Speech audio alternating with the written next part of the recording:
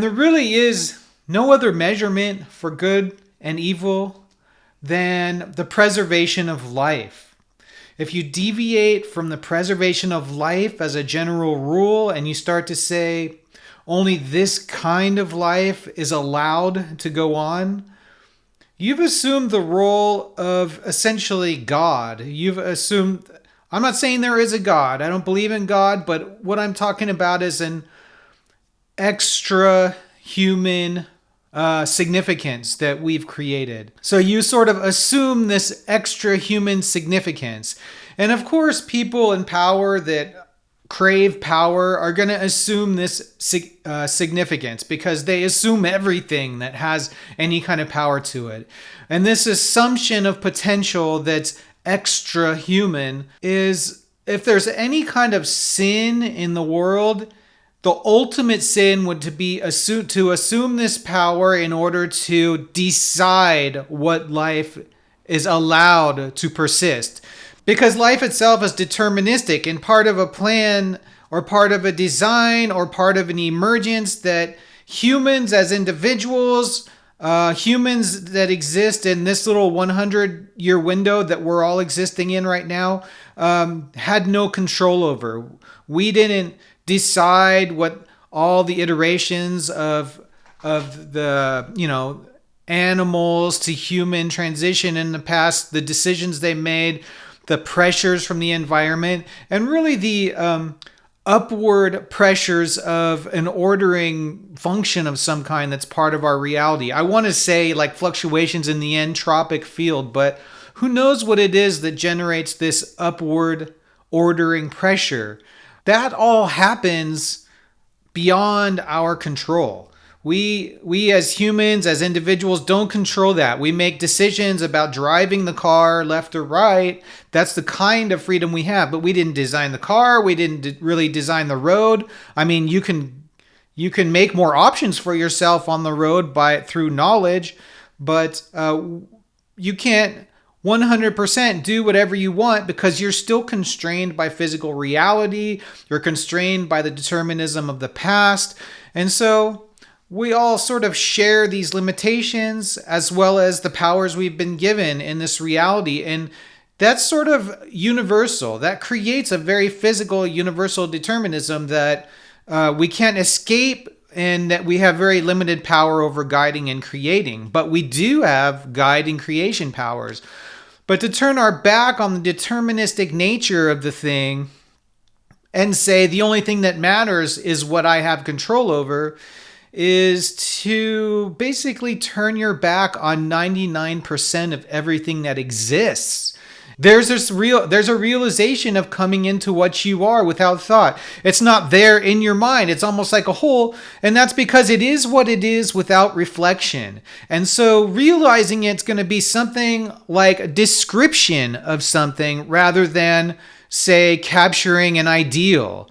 A description is like creating a word or a category, right? You say this is what it is. You don't tell it what to do, right? So your being, describing your being is like it's a direct description, but then we have to sort of decide what we're going to do now that we know what we are. And what else is there but the preservation of life? There's only a couple ways for you to go about these ethics. The first is to preserve life, and the other is to decide what dies, right? What side do you want to be on? You can say, well, I'm on both sides. I am an individual, and so sometimes we have to decide who dies, and sometimes we can preserve life when it's practically it's practical to do so, right? And that's not wrong. It's just that when you're choosing for people to die in triage situations, you better make sure that it's a triage situation and not you generating triage situations to lie to yourself in order to give yourself more power or to appeal to the, extra power, the God power that you're doing God's work by creating triage situations in which you can choose who lives and who dies. That's a slippery slope. And when you appeal to those kinds of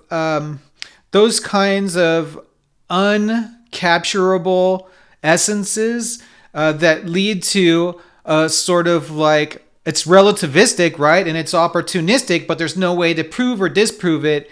That is rapacious. I mean, to say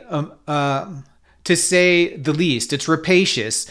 It attempts to take advantage of the freedoms that determinism has given us, the freedoms that determinism quite rightly expects us to be responsible about. If we look at reality, how can you think that it's anything other than a test? It very much looks like a test when it takes intent to be better.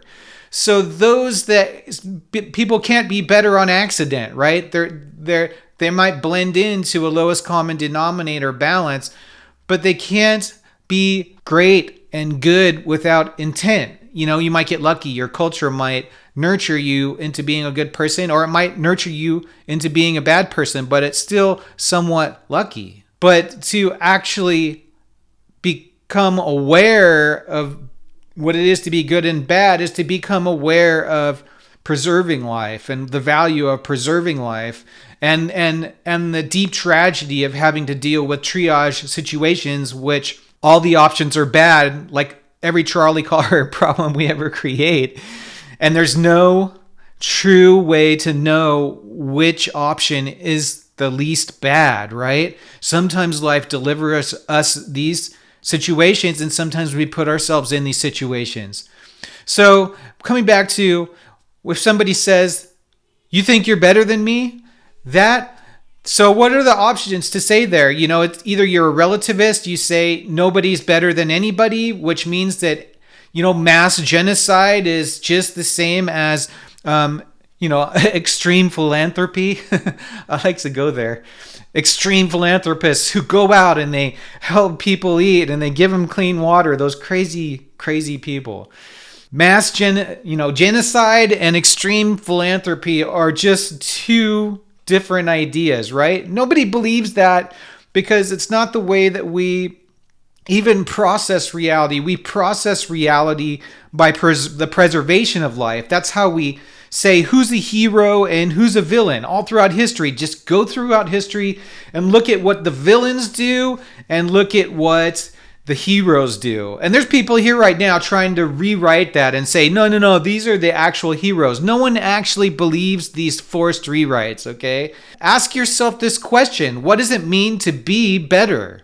I think the complexity lies in what it is that people do. The end game, the point of what they do. If your goal is to divide, exclude, torture, deprive, obstruct everybody who's different than you, I'd expect you'd have a strong definition of what a person like you is like. What's crazy is people that insist on exclusion have no real definition of what they are excluding against. What's the standard? Religion keeps people set up for this. It never really defines effective principles. It's always saying something indirectly, sort of posturing itself as wisdom, which leaves that open to interpretation for people to listen to. And there's a lot of contradicting interpretations, which basically creates an opportunistic situation of relativism, but it pretends not to be relative. You can't even address the fact that it is relative because you're told that it's absolute. So you can't get through with reason to this kind of structure, non-structure. Religions, identity groups, everybody needs a base standard. You can still believe in God and be better than the information in your holy books. It doesn't detail things closely, so you can fill that in with the truth, justice, morality, equality, fairness. It doesn't have to be indirect and wise-sounding, leaving the door open to manipulation. It can be direct. We all need a direct standard. Everybody, including the religious. So if you're not leading with a direct standard and what you do is causing all kinds of negative effects out in the world, somebody who sees this very well may see themselves as better than you. The real question is it justified? And if it is, do you have the strength to address your problems? Anybody who thinks they are going to decide who lives and who dies is worse than the worst of us. Those who rely on stochastic manipulation are as good as killers doing it themselves. Indirect manipulation like this is nothing but unethical and immoral, especially when they take advantage of young minds that are still trying to get a grasp on what's going on around them. It's fucking disgusting.